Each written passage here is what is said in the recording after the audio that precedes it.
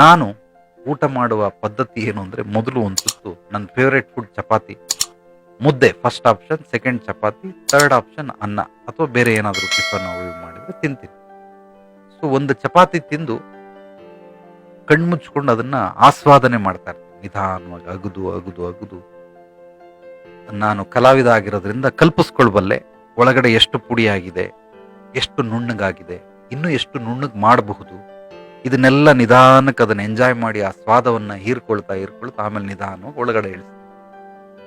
ಈ ರೀತಿ ಒಬ್ಬ ಒಂದು ಊಟ ಮಾಡಬೇಕಾದ್ರೆ ಕಡಿಮೆ ಅಂದ್ರೂ ಅರ್ಧ ಗಂಟೆಯಿಂದ ಮುಕ್ಕಾಲು ಗಂಟೆ, 48 ನಿಮಿಷ ಒಂದು ಊಟಕ್ಕೆ ನಾವು ತೆಗೆದುಕೊಳ್ಳಬೇಕಾಗಿರುವಂತಹ ಸಮಯ. ಆದರೆ ಕೆಲವರು 5 ನಿಮಿಷ 10 ನಿಮಿಷದಲ್ಲಿ ತಿನ್ಬಿಟ್ಟು ಎದ್ದು ಬಂದ್ಬಿಡ್ತಾರೆ. 5 ನಿಮಿಷನೂ ಇಲ್ಲ, ಒಂದು 3 ನಿಮಿಷ 2 ನಿಮಿಷದಲ್ಲಿ ಗಬ ಗಬ ಗಬ ಗಬ ಅಂತ ತಿನ್ಬಿಟ್ಟು. ಈ ಕೆಲವೊಂದು ಯೂಟ್ಯೂಬ್ ಫೇಸ್ಬುಕ್ ಅಲ್ಲಿ ನಾಯಿಗೆ ಊಟ ಹಾಕ್ತಾರೆ, ಮಾಂಸಗಳ ತುಂಡನ್ನ ಹಾಕ್ತಾರೆ.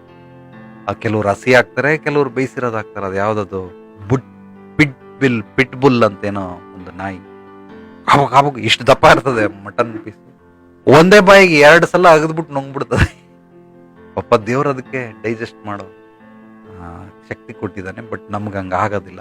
ನಿಜವಾಗ್ಲೂ ಹಂಗೇನಾದ್ರೂ ತಿಂದ್ರೆ ದೇಹ ಬಹಳ ಬಹಳ ಕಷ್ಟಪಡ್ತದೆ. ಅದನ್ನು ಹೋಗಿ ಹೇಳ್ಬಿಡ್ತೀನಿ ಯಾವ ತರ ಅಂತ. ನೀವು ಹೊಟ್ಟೆ ಕೆಲಸ ಅಂದ್ರೆ ಜಠರಾಗ್ನಿ, ಸಣ್ಣ ಕರಳು, ದೊಡ್ಡ ಕರಳು, ಇದೆಲ್ಲವೂ ಏನ್ ಕೆಲಸ ಮಾಡುತ್ತೆ ಅಂದ್ರೆ 2 ಕೆಲಸ ಇದೆ ಅದಕ್ಕೆ. ಮೊದಲನೇ ಕೆಲಸ, ಅದು ನಾವು ತಿಂದಿರೋ ಆಹಾರವನ್ನ ಮತ್ತೊಮ್ಮೆ ನುಣ್ಣಗೆ ಪೌಡರ್ ಮಾಡಿ ದೇಹದಲ್ಲಿ ಇರೋ ಎಲ್ಲ ಅವಯವಗಳಿಗೆ, ಅಂಗಾಂಗಗಳಿಗೆ ಎಷ್ಟೆಷ್ಟು ವಿಟಮಿನ್ ಬೇಕು, ಪ್ರೋಟೀನ್ ಬೇಕು, ಅದೇನೋ D vitamin, C vitamin, calcium, ಕಬ್ಬಿಣ, ಅದು ಇದು ಏನೇನೋ ಇರ್ತವೆ. ಅದೊಂದು 10-12 ತರ ಇರ್ತವೆ. ಅದೆಲ್ಲವನ್ನ ಯಾವ್ದ್ಯಾವ್ದಕ್ಕೆ ಬೇಕೋ ಅದು ಸರಬರಾಜು ಮಾಡುತ್ತೆ. ಇದು ಅದರ ಮೊಟ್ಟ ಮೊದಲ ಕೆಲಸ. ಎರಡನೇ ಕೆಲಸ ಏನು ಅಂದ್ರೆ, ನಿಮ್ಗೆ ಏನಾದ್ರೂ ಹುಷಾರಿಲ್ಲ, ಕೈ ನೋವು ಬಂತು, ಕಣ್ಣು ತಲೆನೋವು ಬಂತು ಅಂದ್ರೆ ಅದನ್ನ ವಾಸಿ ಮಾಡೋದಕ್ಕೆ ಅದಕ್ಕೆ ಎರಡನೇ ಕೆಲಸ. ಆ ಎರಡನೇ ಕೆಲಸ ಮಾಡೋದಕ್ಕೆ ಪ್ರತಿಯೊಬ್ಬ ಮನುಷ್ಯ ಅದಕ್ಕೆ ಅವಕಾಶನೇ ಕೊಡೋದಿಲ್ಲ. ಕೇವಲ ತಿಂದಿದ್ದನ್ನ ನೀನ್ ಡೈಜೆಸ್ಟ್ ಮಾಡು ಸಾಕು ಅಂದ್ಬಿಟ್ಟು ಒಂದೇ ಕೆಲಸ ಕೊಟ್ಬಿಟ್ಟು ಅದನ್ನ ಇದ್ ಮಾಡ್ಬಿಡ್ತಾರೆ.